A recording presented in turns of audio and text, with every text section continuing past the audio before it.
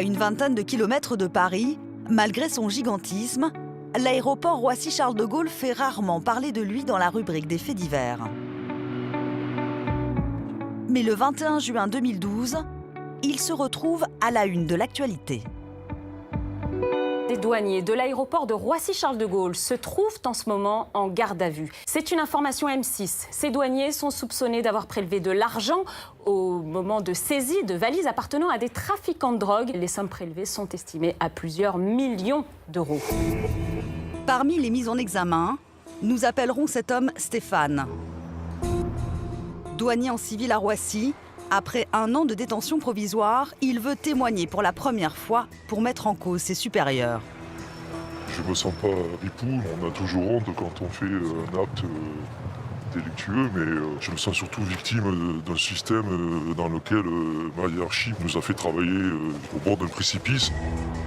Comment ces douaniers d'élite en sont-ils venus à piller les valises des trafiquants quand elles contenaient de l'argent ? Comment ces vols ont-ils pu se poursuivre pendant une quinzaine d'années ? La direction des douanes aurait-elle fermé les yeux sur les pratiques de ces troupes en échange de leur efficacité ? Enquête inédite sur le scandale des gabelous ripoux de Roissy. L'affaire commence au printemps 2012. Les policiers de l'Office des stupes surveillent alors 2 trafiquants de cocaïne. Ils enregistrent chacun une valise. Mais à leur arrivée à Saint-Domingue, les 2 hommes constatent qu'il leur manque un bagage. Celui-ci n'a pu disparaître qu'à Charles de Gaulle. Les policiers visionnent alors les images de vidéosurveillance et font une découverte inattendue. Ce sont 2 douaniers spécialisés dans le ciblage des trafiquants qui dérobent cette valise dans la zone de tri bagages du terminal 2C. Et l'un d'entre eux la ramène à son domicile. Selon Stéphane, pour ces brigades de surveillance, voler les valises de trafiquants était simple et fréquent. Il y en a qui le faisaient épisodiquement, il y en a qui le faisaient régulièrement. Ça peut paraître jouissif quand on est installé dans son salon, mais quand on est dans une salle de tri, tomber sur des valises pleines de dollars. Et qu'on ne s'y attend pas, on ne sait pas trop ce qu'on fait. L'enquête sur les trafiquants de drogue se transforme en enquête sur les douaniers de Roissy, nom de code, Harpagon. Les fonctionnaires, voleurs de valises, sont mis sur écoute. Ils ne se doutent de rien. En quelques semaines, les enquêteurs découvrent un réseau apparemment bien organisé de douaniers indélicats. Dès juin 2012, 7 fonctionnaires sont interpellés et mis en examen au tribunal de Bobigny.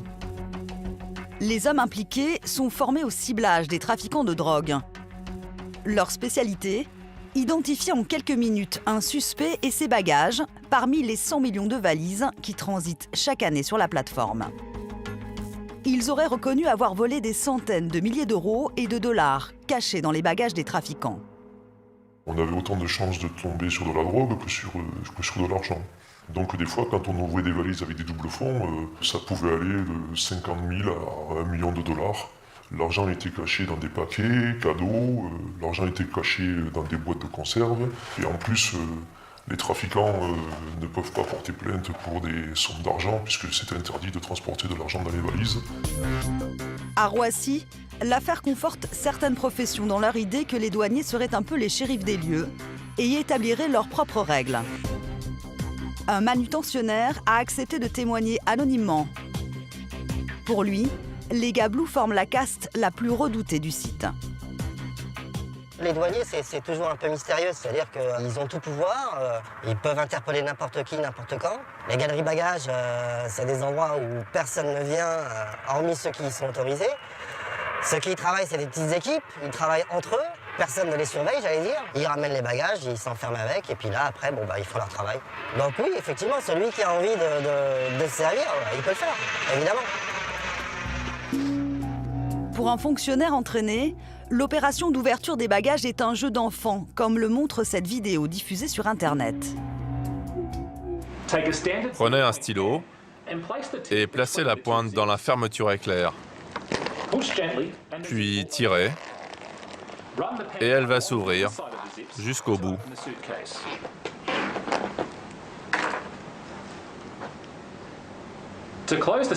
Pour la refermer, prenez les languettes et tirer simplement jusqu'au bout. La valise se referme et personne ne peut voir qu'elle a été ouverte. Selon la difficulté des valises, ça pouvait prendre 30 secondes, comme ça pouvait prendre 5 minutes.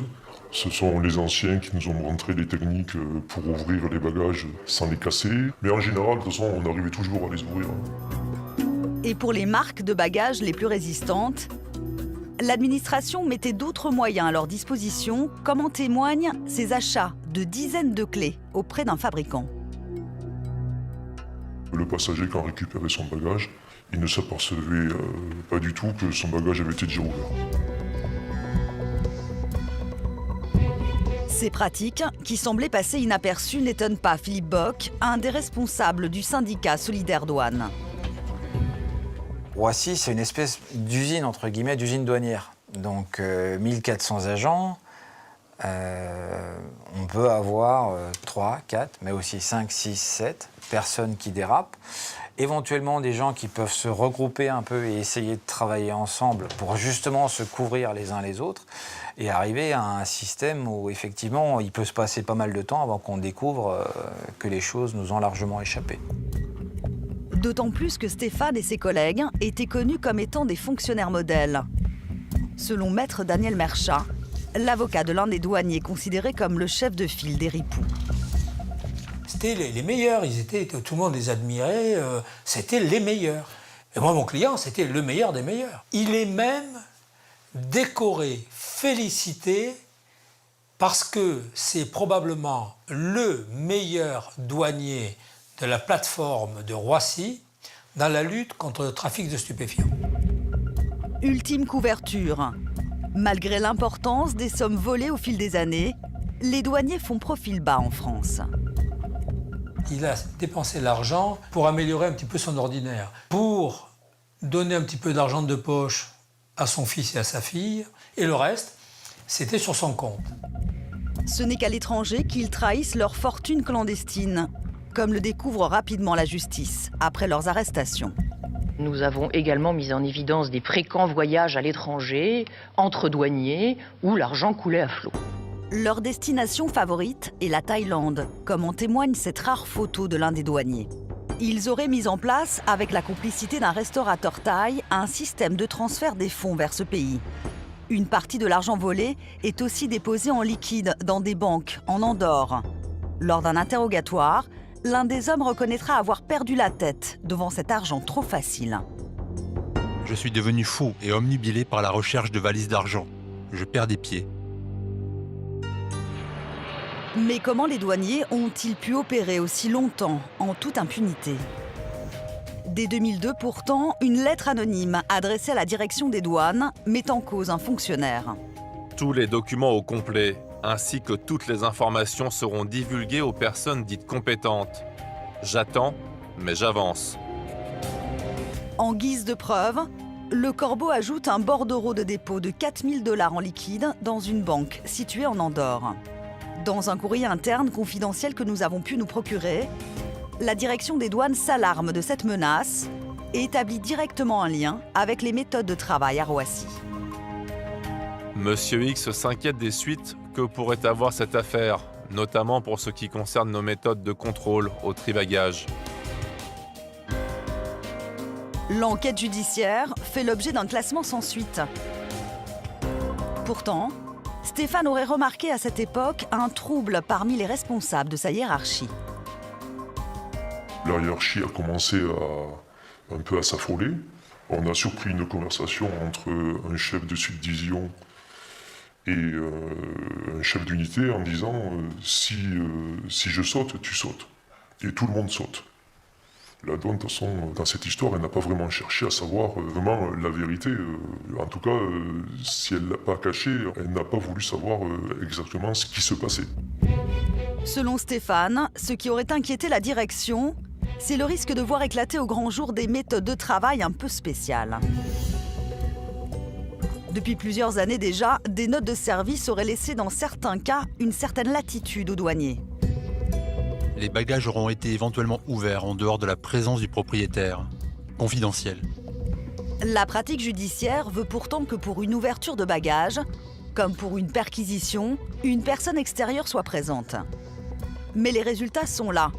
Les douanes interceptent jusqu'à 500 kg de cocaïne par an à Roissy. Au quotidien, la nécessité de faire du résultat l'emporterait parfois, reconnaît Philippe Bock.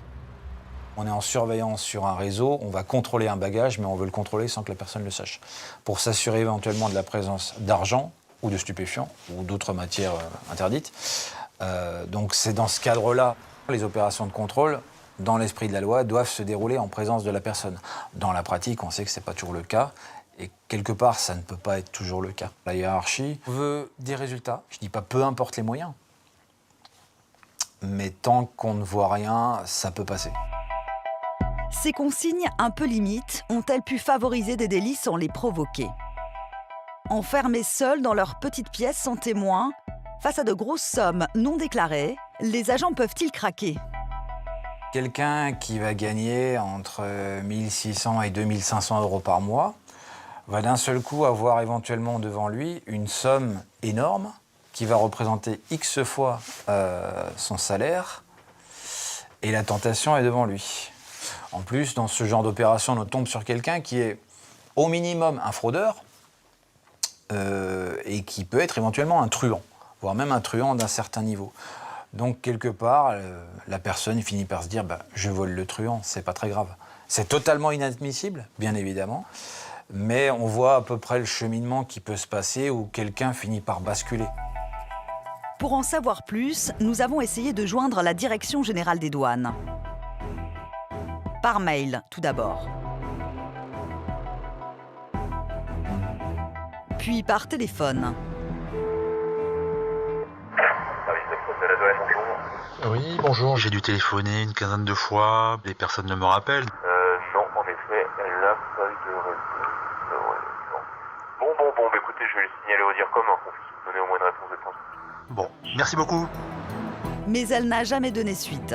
La seule réaction connue de la direction des douanes face à l'affaire est cet entretien du directeur général, Jérôme Fournel, accordé au Figaro en 2012. Il annonce alors la saisie de l'inspection des services douaniers, l'équivalent de la police interne des douanes. Il s'agira ensuite de faire un retour d'expérience pour comprendre d'où sont venues les éventuelles failles, comment de tels faits ont pu être commis sans que la hiérarchie ne se rende compte de rien. Selon Stéphane, bien au contraire, ses supérieurs auraient pu avoir vent de leur dérapage. Je pense que la hiérarchie,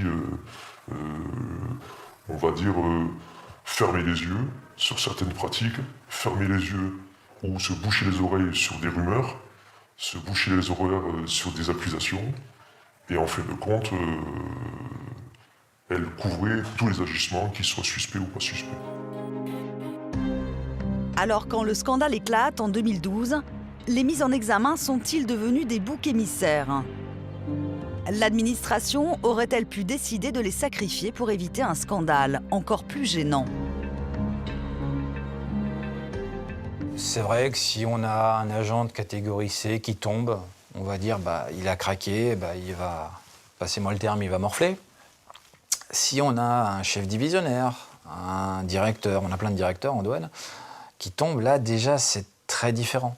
Ça jette une lumière un peu crue sur l'administration, et ça par contre l'administration n'en voudra pas. On est resté dans des comportements de plusieurs personnes, mais des comportements qui restent isolés. Donc partant de là, il n'y a pas eu de grand déballage ni de grande remise à zéro de toutes nos procédures. À ce jour, aucune preuve ne permet d'affirmer que la hiérarchie des douanes était au courant des vols. Alors que l'instruction est en cours, seuls les douaniers sont mis en cause. Ils réclament une confrontation avec leurs supérieurs devant le juge. Présumés innocents, ils encourent une peine allant jusqu'à 10 ans de prison.